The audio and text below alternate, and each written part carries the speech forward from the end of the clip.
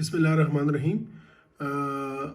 आज मैं आपके साथ liver cirrhosis lecture part 3 discuss कर रहा हूँ। ये उसी पुरानी लेक्चर 2 में कुछ मज़ीद स्लाइड्स का एडिशन है, ताकि आपको ज़रा मज़ीद आहिस्ता आहिस्ता हम समझ रहे हैं कि लिवर सिरोसिस, क्योंकि बहुत ज़्यादा मरीज़ हमारे होते हैं, तो उनको समझने के लिए आहिस्ता आहिस्ता हम समझ रहे हैं। ये ऑलरेडी हमने डिस्कस किया और आपको पता है कि viral non viral disease liver cirrhosis करती हैं। ये कल मैंने आपके साथ डिस्कस किया था। उम्मीद है कि आप लोगों ने लिस्ट याद की होगी। वायरल कौन सी काजेज़ हैं, नॉन वायरल कौन सी काजेज़ हैं जो कि लिवर सिरोसिस करती हैं। फिर मैंने मैकेनिज्म शेयर किया था कि ये वायरल और नॉन वायरल डिजीज़ किस तरह क्रॉनिक इन्फ्लेमेशन करती हैं। क्रॉनिक इन्फ्लेमेशन से क्या मुराद है, फाइब्रोसिस बनती है और सिरोसिस फिर कब बनता है, ये भी आप लोग ने कल मैंने डिस्कस किया था। आप कल का लेक्चर दोबारा सुन लें। फिर मैंने ये भी बोला था कि लिवर सिरोसिस को डायग्नोस करने के लिए 3 तरीके हैं। क्लिनिकल फीचर्स है, अल्ट्रासाउंड्स है और फिब है।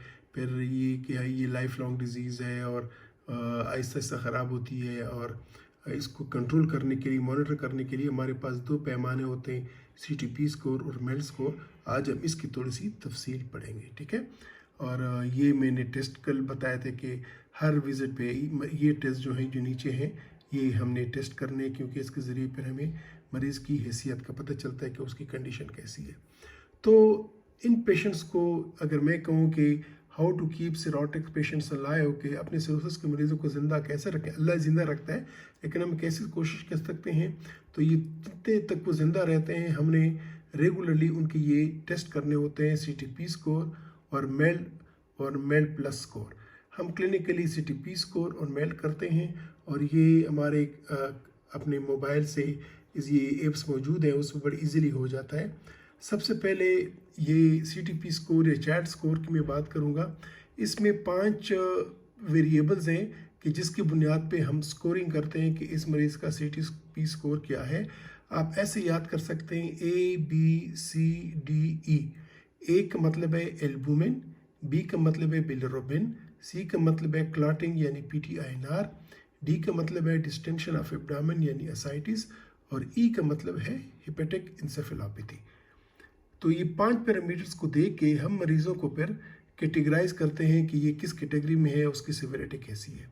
अगर आप सोच लें, ये मैंने देखिए थोड़ा सा लाइट ब्राउन कलर दिया है, ये तीनों वेरिएबल्स ABC जो है ये लैब टेस्ट है, ठीक है। और D और E जो थोड़ा सा लाइट ब्लू कलर दिया है, ये क्लिनिकल फीचर्स है। तो जब मरीज़ आता है, हम 2 चीज़ें देख लेते हैं कि साइटिस है नहीं है, इचिंग है नहीं है, फिर के बाद ये 3 टेस्ट करते हैं, और फिर इसके बाद हमें पता चलता है, हम कैलकुलेट करते हैं मोबाइल ऐप के ज़रिए, या ख़ुद भी कर सकते हैं कि ये किस क्लास में होता है।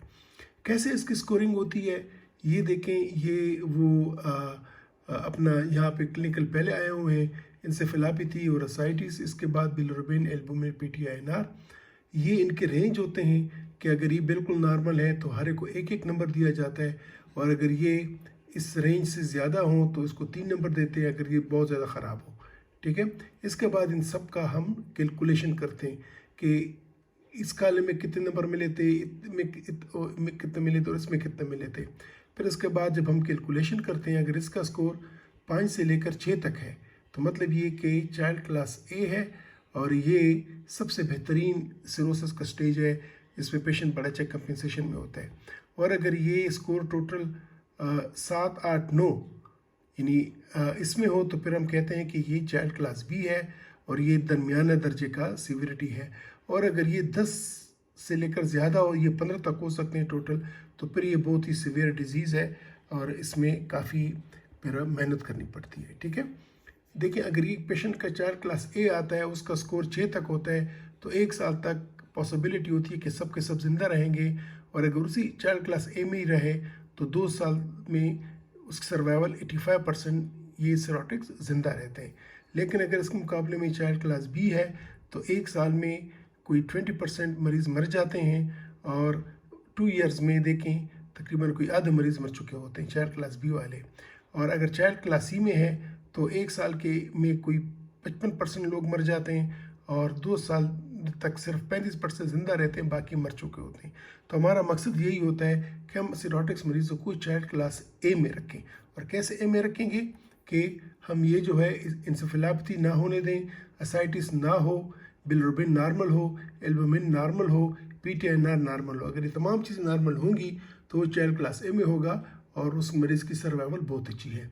इसी तरह ये एक मेल्ट स्कोर है, ये अमूमन जब वो चाइल्ड क्लास सी में बात चली जाती है तो उसके बाद मज़ीद चेक करने के लिए फिर हम मेल्ट करते हैं, और इवन चाइल्ड क्लास ए में भी कर सकते हैं। मेल्ट से मुराद है model of and stage liver disease. ये ऊपर देखें लिखा हुआ है, आपके लेक्चर्स में भी है।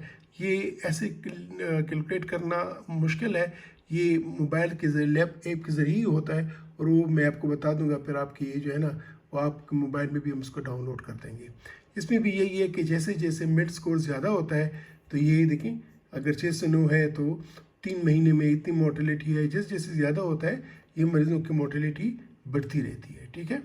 इसके बाद एक और कॉन्सेप्ट है, ये तो हम कैलकुलेट तो नहीं करते क्लिनिकली, लेकिन एक होता है portal hepatic portal Venus pressure gradient. ये फिर बाद में डिस्कस करेंगे। ये जो सिरोसिस की वजह से वो पोर्टल वेन्स में जब प्रेशर बढ़ता है ब्लड का, तो ये जैसे जैसे प्रेशर ज़्यादा होता है वैसे वैसे उसमें इश्यूज भी बनते हैं और मरीज़ में कॉम्प्लिकेशंस भी होती हैं, ठीक है। और ये देखा गया है कि अगर चाइल्ड क्लास है तो उसमें मेड स्कोर भी नॉर्मल रहता है और हेपेटिक वेनस प्रेशर ग्रेडियंट भी नॉर्मल रहता है, जबकि चाइल्ड क्लास सी में ये मेल्ट भी ज़्यादा रहता है और ये हेपेटिक वेनस प्रेशर ग्रेडियंट भी ज़्यादा रहता है। तो अगर मरीज़ को चाइल्ड क्लास ए में रखने की कोशिश करेंगे तो उसका मेल्ट भी अच्छा होगा, उसका पोर्टल वेनस प्रेशर ग्रेडियंट भी अच्छा ही होगा। ये हम ऑलरेडी कर चुके हैं, मैं दोबारा नहीं बोलूँगा कि कौन कौन सी कॉम्प्लिकेशंस हैं।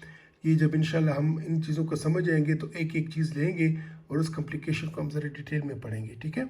और अगर कहाँ पे लिवर ट्रांसप्लांट की ज़रूरत होती है और लिवर ट्रांसप्लांट की क्या कॉम्प्लिकेशंस होती हैं।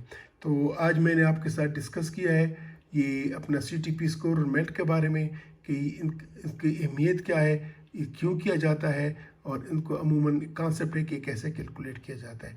उम्मीद है कि इंशाल्लाह ये आपको फ़ायदा देगा, आप इनको पढ़ लीजिएगा और इंशाल्लाह लज़ीज़ छुट्टियाँ हम ज़रा मुफीद तरीके से गुजारेंगे कि कम से कम एक मौका जो हमें मिला है, ताकि वहाँ पे मौका होता नहीं है, बड़े मरीज़ होते हैं, तो कम से कम जो चीज़ें हम देखते हैं आपको ज़रा कॉन्सेप्ट आ जाए। थैंक यू वेरी मच, खुदा हाफिज़, सी यू टुमारो।